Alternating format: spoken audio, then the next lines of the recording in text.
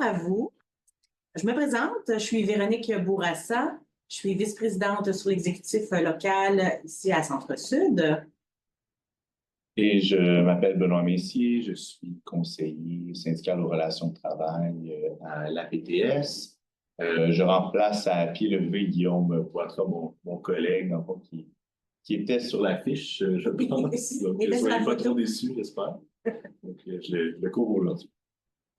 Donc, pour faire une petite histoire courte dans les faits, ce midi, on va vous présenter une petite capsule midi sur performance et déontologie. Pourquoi ce sujet-là? C'est suite au déploiement du guide sur la surcharge de travail qui a été fait par la PTS nationale. Ce guide-là a commencé à être déployé à l'automne dernier. Il y a une fiche à toutes les 2 semaines qui sort via le fil APTS, qui est envoyé à tous, à tout le monde. Et il y a une fiche différente avec un sujet différent en lien avec la surcharge de travail à tous les 2 semaines. La fiche sur la déontologie a sorti le 20 janvier dernier. Donc, vous pourrez aller voir cette fiche-là si jamais vous ne l'avez pas vue. Et nous, à Centre-Sud, on a décidé d'en faire un petit Zoom midi pour donner de l'information, faire une petite d'éducation syndicale. Donc, voilà. On va partager le PowerPoint.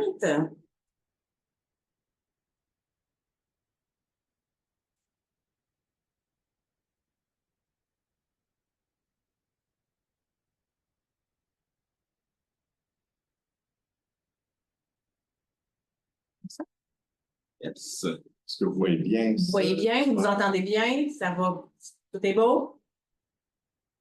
Parfait.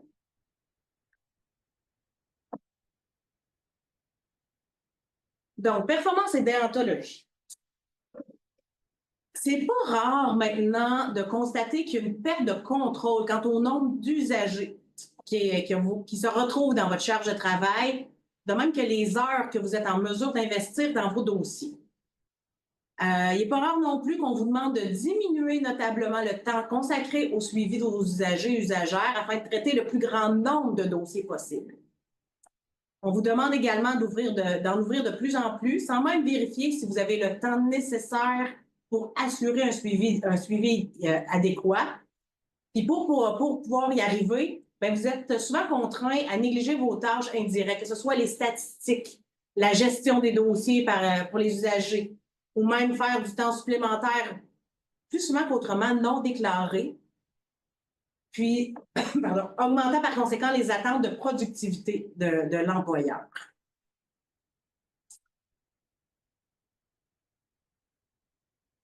Comme vous voyez sur cette vignette-là, le professionnel est au cœur de différentes pressions qui proviennent de différents acteurs, que ce soit au niveau de la pression qui est exercée par l'ordre professionnel. L'ordre professionnel, les attentes, c'est la protection de la population, un service de qualité, répondre aux exigences du code de déontologie. En fond, l'ordre professionnel met une certaine pression sur vous comme professionnel. Il y a également la pression qui provient de l'employeur. L'employeur, lui, on vous demande de prendre plus de dossiers, de diminuer la liste d'attente. Et tout ça, souvent, pour bien paraître aux yeux du ministère, bien paraître aux yeux de la population. On ne vous demande pas est-ce que vous avez la possibilité de le faire, est-ce que ça peut répondre à vos exigences déontologiques. L'employeur souvent ne vous demande pas ça. Il vous exige, il vous supplie de prendre de nouveaux dossiers. La pression est exercée également de la part là on a ces patients, mais la clientèle, les usagers, les usagères. Eux, ils s'attendent également à avoir un service de qualité, qu'il n'y ait pas trop d'attente par rapport il n'y a pas trop de délai d'attente, de la performance dans les résultats également que vous allez pouvoir leur offrir. Donc, vous vivez cette pression-là également. Donc, le professionnel se retrouve au cœur d'une pression constante. Et cette pression-là, bien, évidemment qu'il y a des risques psychosociaux qui sont associés à cette pression-là. Que ce soit de l'anxiété de performance, que ce soit de la fatigue, une baisse de motivation et surtout des risques d'erreur qui sont accrus par rapport à cette pression-là. Et ça vous amène, ça peut vous mettre dans des situations vraiment problématiques.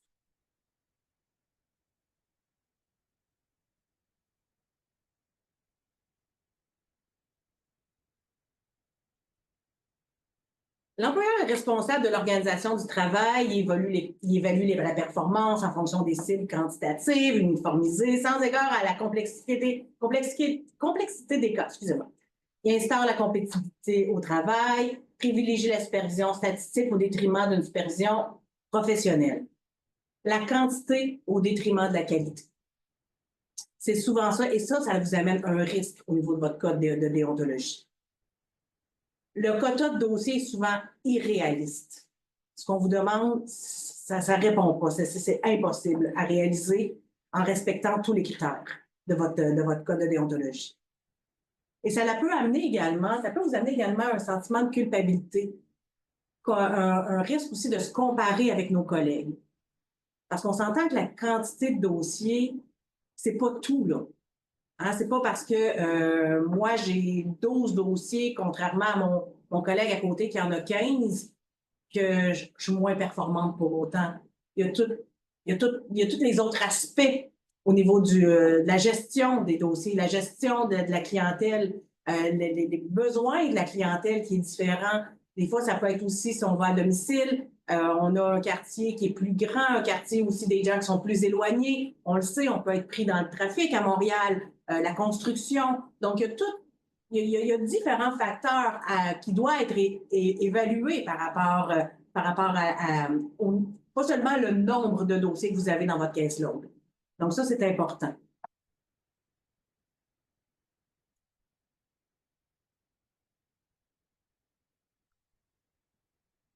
On a dit que en premier lieu, que vous vouliez subir la pression, mais à la base, il y a également, pour pouvoir faire votre travail, pour plusieurs d'entre vous, vous avez une exigence de faire partie de votre ordre professionnel.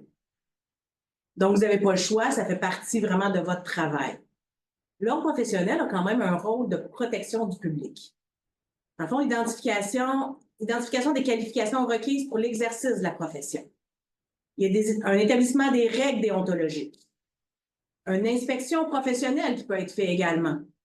Une constitution d'un conseil de discipline qui est relié également à différents ordres professionnels. Donc ça, c'est ce que l'ordre professionnel il y a lieu d'être. C'est champ d'action. Exactement.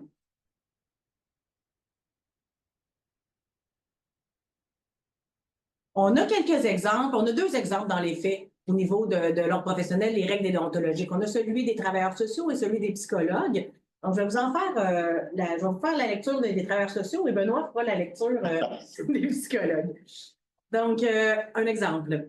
Le travailleur social s'abstient d'exercer dans des conditions susceptibles de compromettre la qualité de ses services.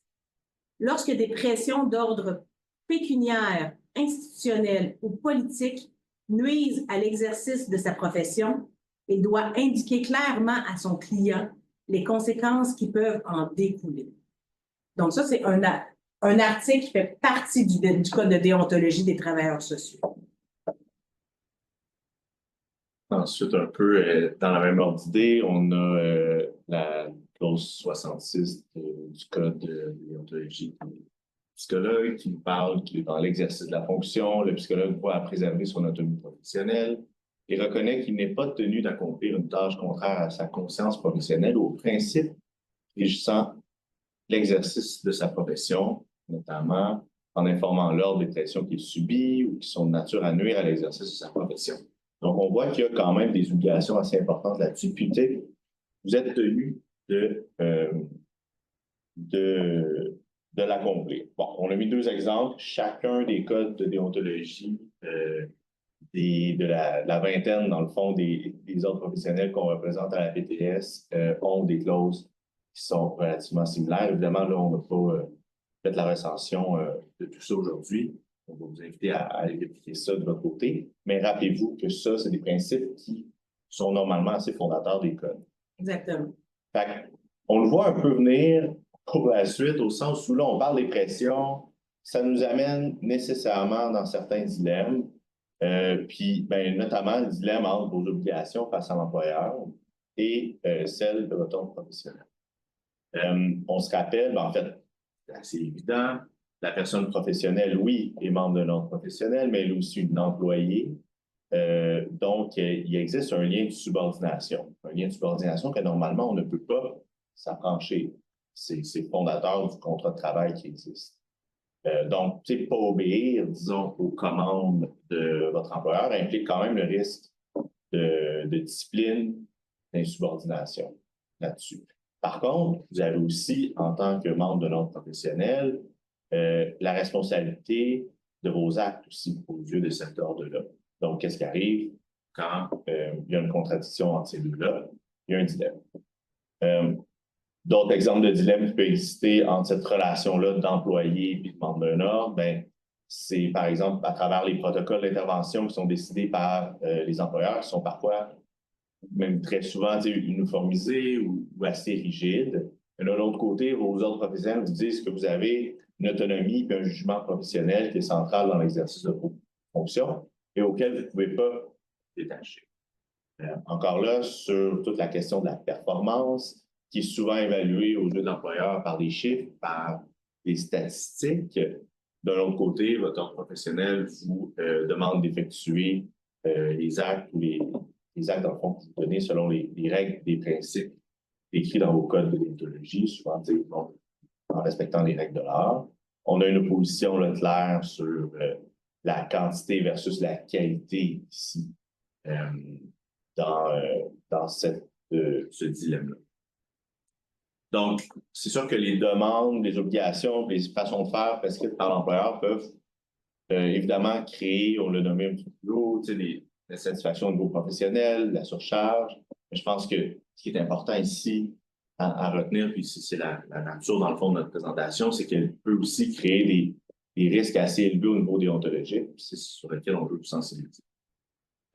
Puis, je pense que la chose la plus importante à retenir aujourd'hui, c'est humblement, c'est pas parce que c'est moi qui le dis, mais c'est vraiment que vous ne pourrez pas ou vous ne pouvez pas vous affranchir de vos devoirs déontologiques en plaidant ou en invoquant les directives de l'employeur, l'organisation du travail ou la surcharge.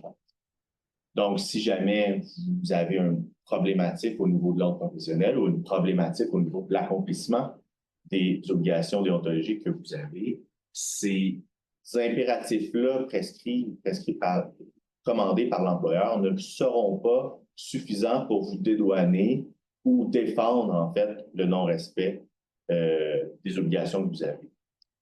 Vous êtes toujours lié, essentiellement, par votre devoir déontologique, que ce soit au travail ou même dans la vie en général, et vous avez la responsabilité de voir à son respect. Bon. Ensuite de ça, c'est sûr que ça peut être clairement anxiogène ce que je dis là, au sens où, mon Dieu, là, moi, j'ai deux éléments qui semblent... d'un côté, j'ai la subordination auquel je dois, par mon contrat de travail, respecter, et ensuite, de par mon statut de membre dans un ordre professionnel, j'ai un code de déontologie. Comment je fais pour m'en sortir? Ce qui est important de se rappeler, c'est qu'il y a quand même certaines protections, notamment le fait que l'employeur, il ne peut pas vous inciter directement ou indirectement à dispenser des soins, des services ou faire des actes essentiellement qui sont contraires à vos responsabilités professionnelles. C'est une protection complète souvent devant l'employeur quand on a des dossiers de ce genre et c'est une protection qui a été confirmée, bon, on avait l'habitude de dire tout récemment avant, mais bon, en 2016, c'est de moins en moins récent parce que la vie va vite, mais qui a été confirmée dans une décision arbitrale en 2016 par l'arbitre Carole Jobin, une décision qui a été plaidée par l'APTS contre le C3S Ontic Montréal-Nord, où il y avait essentiellement des membres d'un côté qui étaient subis à une pression extrêmement intense pour remplir des statistiques et remplir, dans le fond, des actes numérotés avec du temps là, bien précis auquel ils ne pouvaient pas déroger. Dans cette décision-là, l'arbitre est venu reconnaître, en fait, officiellement la primauté de l'autonomie professionnelle des professionnels membres de la PTS dans ce cas-ci, mais là, évidemment, on peut extraposer ça à tous les membres d'ordre professionnel à travers le Québec. et que leur jugement clinique avait une grande portée que les directives patronales dans ces dossiers-là. C'est clairement, ça a été à ce moment-là une victoire majeure pour nous, là, contre la culture de la performance, du contrôle, évidemment, du prix. Ça nous a rappelé qu'au-delà des chiffres statistiques, il y a quand même des professionnels à travers ça qui méritent d'être servis, qui méritent, dans le fond, d'avoir le temps pour faire leurs actes comme leur code le propose. L'arbitre, dans sa décision, venait justement là, confirmer ce qu'on prétendait, c'est-à-dire que le droit de gérance, qu'on entend souvent à travers les discussions qui peuvent avoir lieu entre vous et l'employeur, ou même nous et l'employeur, a une limite. Puis cette limite-là, c'est ce qui est important à retenir, c'est le début de vos devoirs déontologiques. Okay. C'est aussi venu confirmer un principe qui est un petit peu différent de ce qu'on peut voir normalement en droit du travail, au sens où l'obligation d'obéir maintenant et de contester par la suite n'existe pas dans des contextes où la qualité des soins peut être compromise. Souvent, en droit du travail, on va dire qu'on est obligé d'obéir et ensuite on va contester par la voie d'un recours, souvent grief, pour venir réparer la situation. Dans des situations où, justement, vos codes de déontologie pourraient ne pas être respectés si vous faites X ou Y acte, c'est vous êtes tenu, dans le fond, de ne pas le faire, essentiellement. Donc, l'obligation d'obéir n'existe pas à ce moment-là. Ce n'est pas juste un droit de dire que je n'obéirai pas à ça, c'est même une obligation professionnelle, comme on l'a nommé ou on l'a fait mention à travers quelques articles des codes de déontologie. Ça, c'est essentiel, dans le fond, à se rappeler. Le droit de gérance n'est pas absolu dans des situations comme ça, et il faut le garder en tête.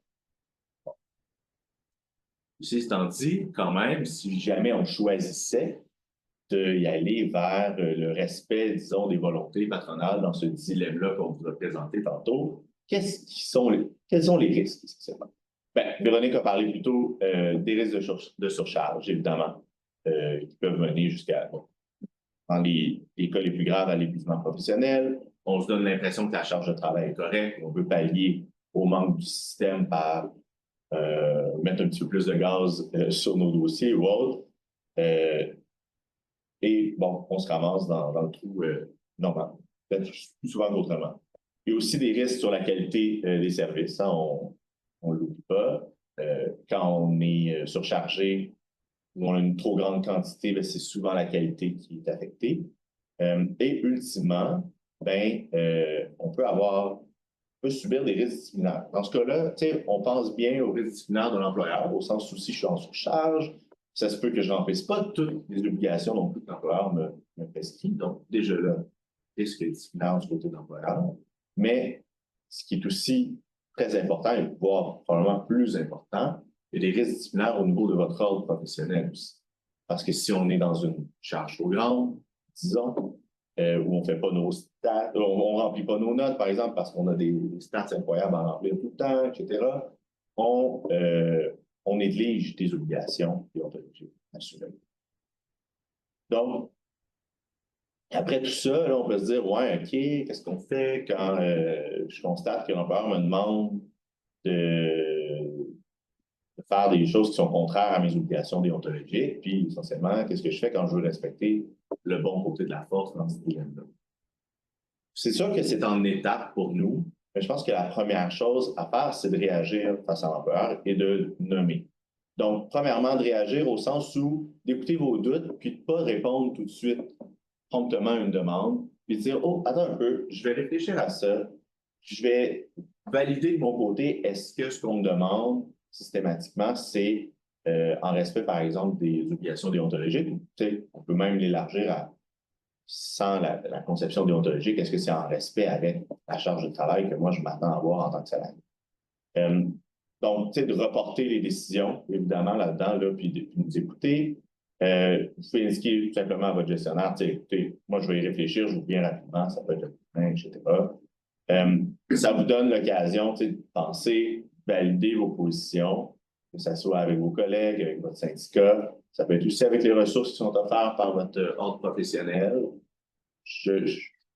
faisons attention quand même à ça en se référant toujours, en ayant en tête que l'ordre professionnel, puis Véronique l'a nommé tantôt, elle est là pour protéger le public. Hein? Elle n'est pas là pour vous protéger vous. Donc, si vous êtes dans des situations qui sont vraiment problématiques, des fois, contacter directement votre ordre, ça peut aussi vous vendre. On va dire ça comme ça. Donc, quand même, pas prendre pour acquis directement que tout est parfait du côté de l'employeur qu'on le demande, ni que nos présomptions sont parfaites, puis d'y aller avec une réflexion. Puis quand on viendra en parler ensuite avec votre gestionnaire, bien évidemment, la validation plus rigoureuse ou honnête que vous aurez faite dans ce dossier-là vous servira clairement pour défendre votre position. Donc, ensuite de ça, évidemment, on parle d'avoir une discussion franche avec votre gestionnaire, d'essayer de comprendre un peu, probablement, qu'est-ce qu'elle veut. Je pense qu'on peut des fois assumer que c'est seulement des impératifs ministériels, mettons, que Véronique a parlé tantôt, mais ça peut avoir d'autres angles. Donc, des fois, s'écouter, ça peut nous aider. Puis, vous avez le temps, encore là, de réfléchir sur ces discussions-là. Soyez ouverts, évidemment, à la discussion et à la coopération. J'ai écrit coopérative, ça ne marche pas en tout mon affaire. Désolé pour la... pour la coquille. Bref, la fermeture, ça ne nous aidera pas dans cette première étape-là, malgré qu'on peut des fois constater qu'il n'y aura pas de conciliation possible. Rappelons-nous que cette première étape-là de discussion avec l'employeur, c'est souvent là où c'est le plus facile de régler le dossier. Ben voilà, on peut s'éviter en fait quelques problématiques par la suite.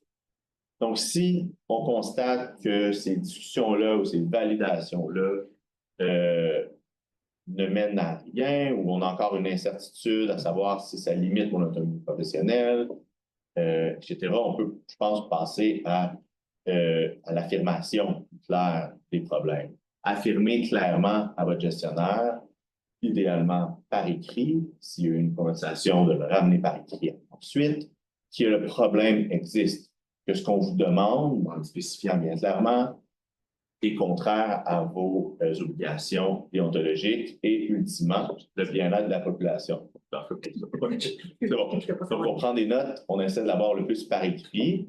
Ultimement, ça pourrait vous aider.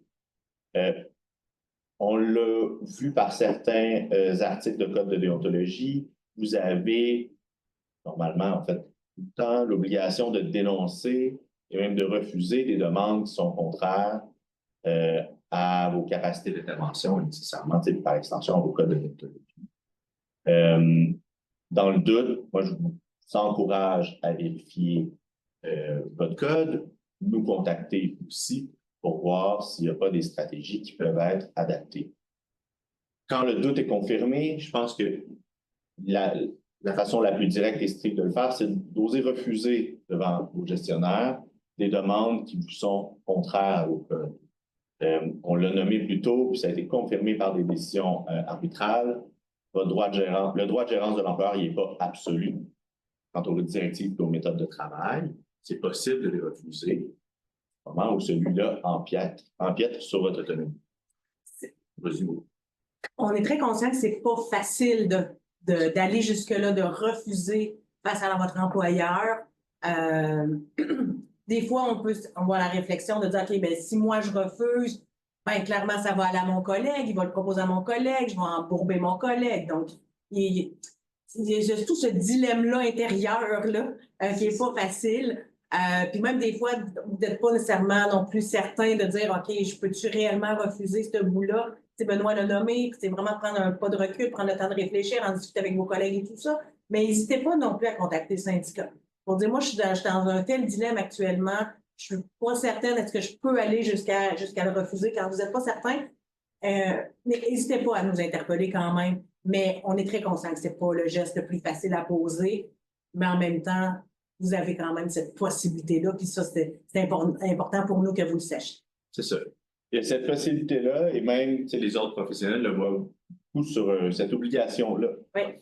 Donc, ne pas le faire, malgré que ça soit une tâche assez importante, comme Véronique l'a dit, ça expose à certaines problématiques avec votre ordre, bien précisément.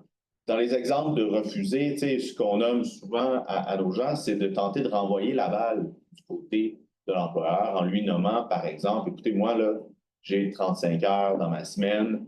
Les tâches que j'ai à faire ou le nombre de dossiers que j'ai cette semaine ne permet pas de remplir adéquatement l'ensemble de mes obligations.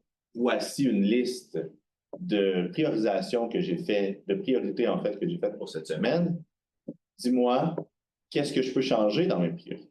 Parce que, puis toujours en ayant en tête que ben, la fin de ma liste, il y a des bonnes chances que je ne sois pas en mesure de faire.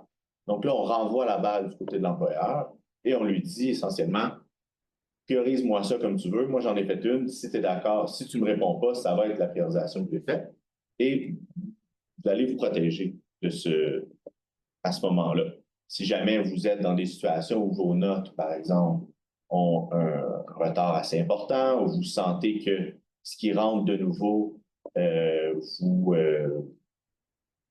là, essentiellement, où l'eau monte trop haut dans le fameux bocal, vous pouvez aussi le mentionner à l'employeur. Écoutez, moi, là, pendant 3 jours, je ne peux rien prendre de plus. J'ai X et Y éléments à faire et je refuserai, dans le fond, systématiquement ces dossiers-là parce que autrement, je me mets en contravention à mon code de déontologie. Bon.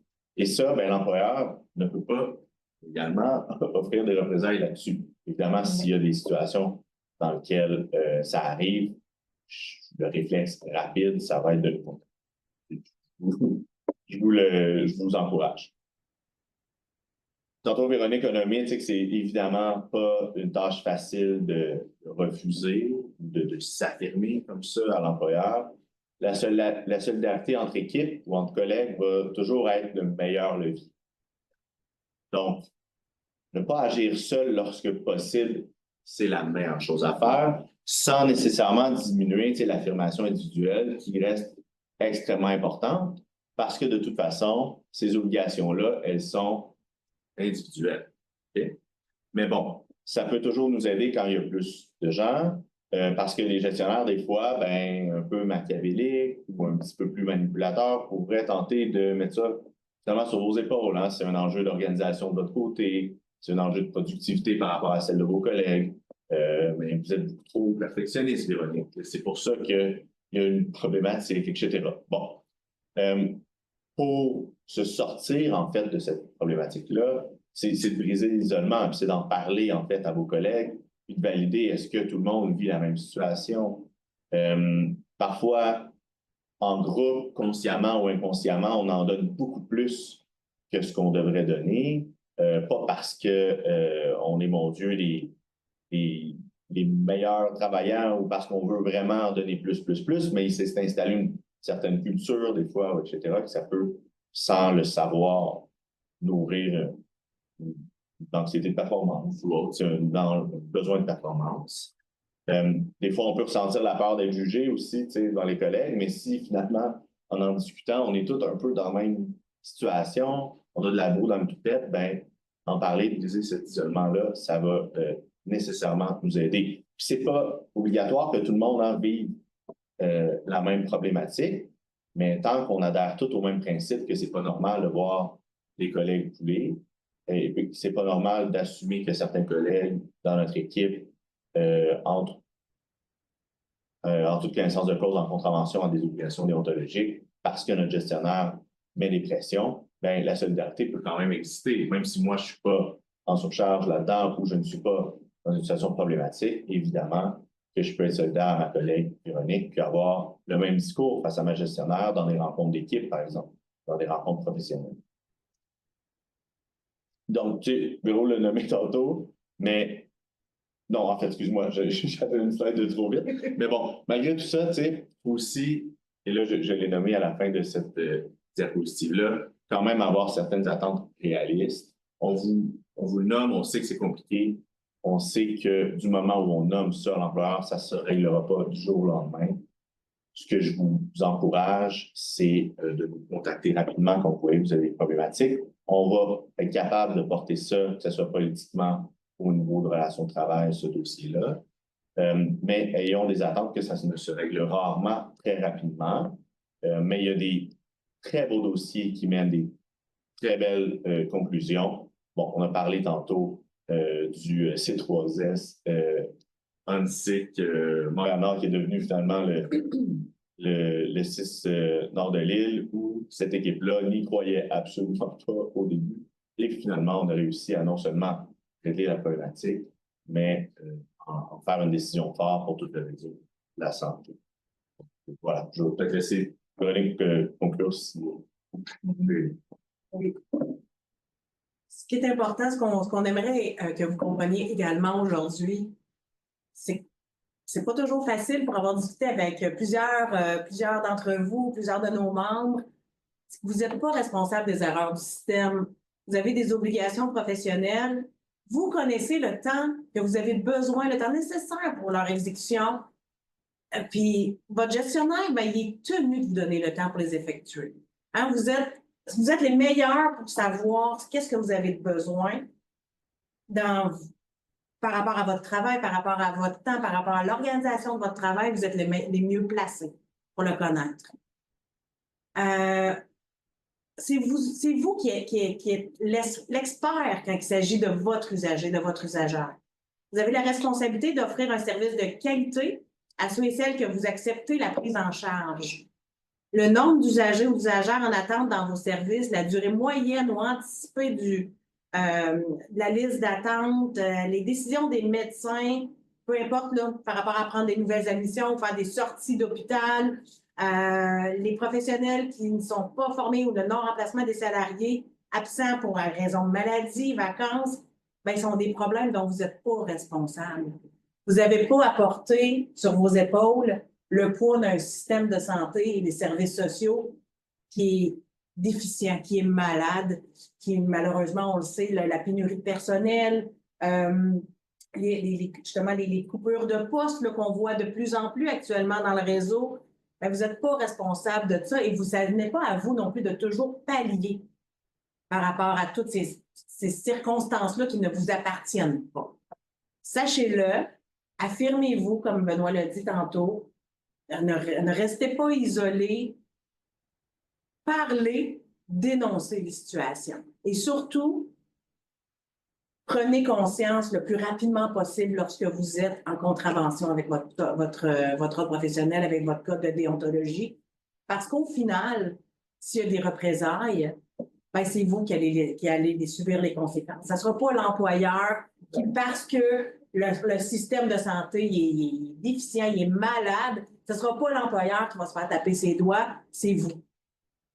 Et ça peut aller quand même, tu sais, on a parlé tantôt des possibilités de représailles par l'ordre professionnel, mais à partir du moment où est-ce que si vous êtes radié de votre ordre pour X raison, ben, puis que votre travail, vous êtes dans l'obligation de faire partie d'un ordre professionnel, il y a des lumières, il va falloir qu'il allume, là, clairement qu'il y a un problème. Là. Vous allez être un petit peu vivre une situation problématique. Donc, au final, c'est vous qui allez payer pour.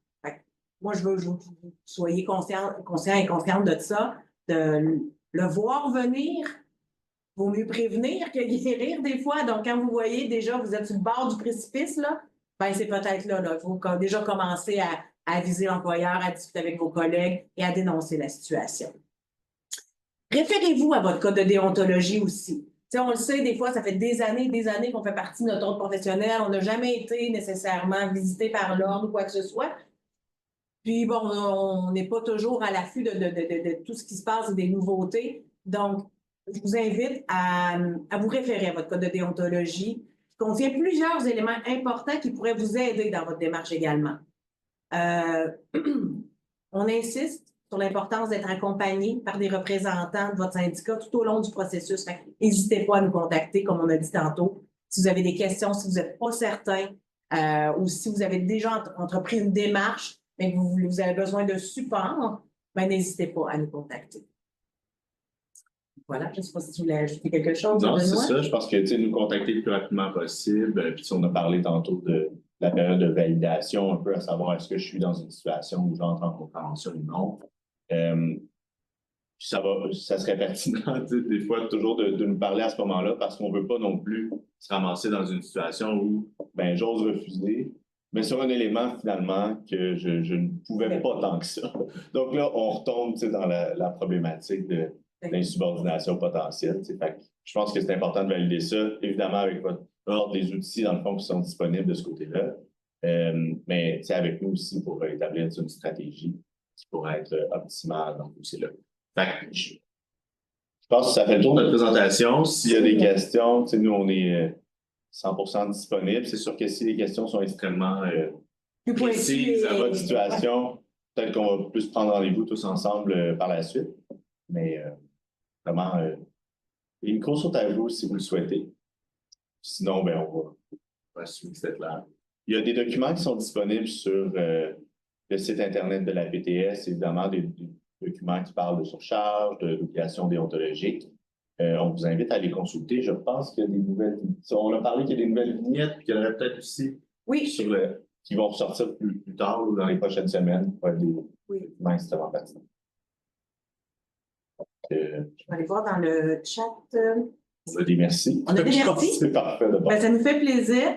La rencontre d'aujourd'hui a été filmée parce qu'elle sera déposée sur notre site Internet. Évidemment que si vous avez des questions, les questions auraient été coupées au montage. Question de garder la confidentialité quand même. Mais voilà, fait que si jamais il y a des collègues à vous qui n'ont pas pu se brancher ce midi, mais qui avaient un intérêt, vous pourrez leur dire qu'éventuellement, cette présentation-là sera disponible sur notre site Internet. S'il y a quoi que ce soit, gênez-vous pas. Ce type de formation, ce type d'information, on dit formation, mais c'est un petit mot d'éducation, capsule d'éducation syndicale. On l'a fait, comme je le disais tantôt, dans le cadre du déploiement du guide sur la surcharge de travail. Par contre, pourra et fera partie également de l'offre de formation qui est offerte s'il y a des gens qui veulent nous inviter sur leur dîner dans leur équipe. Donc, c'est un sujet qui pourrait être intéressant pour vous et vos collègues qui n'ont pas pu assister aujourd'hui. Ben, gênez-vous pas de nous interpeller. Ça va nous faire plaisir d'aller la présenter dans vos équipes également. Puis on pourra l'adapter justement aux réalités de votre équipe. Puis je vois qu'il y a une question dans la messagerie, justement, là, à savoir s'il y aura un replay. Ben là, essentiellement, on a enregistré ça. Donc, oui, vous pourrez le replay n'importe quand. Sinon, comme Véronique vient de dire, on peut se rendre sur vos services ou vos points de service, en fait, ou autres pour en discuter plus largement. On le sait que la surcharge de travail, c'est vraiment une problématique qu'on voit là, depuis des années, mais de plus en plus grandissante avec la pénurie de main-d'œuvre et les coupures là, dans le réseau actuellement. C'est pas tous les types d'emplois non plus qu'on demande à ce qu'ils fassent partie d'un non professionnel. Vous avez quand même cet outil-là aussi de plus que des personnes ne font pas partie d'un non professionnel pour justement être en mesure de baliser, de mettre vos limites face à l'employeur. Donc, c'est un petit outil de plus que vous avez qu'on vous invite à voir et à vous servir aux besoins, évidemment. Pas à outrance, mais aux besoins, lorsque la situation le permet. Merci, on vous souhaite une bonne journée. Merci, bonne journée. Au revoir.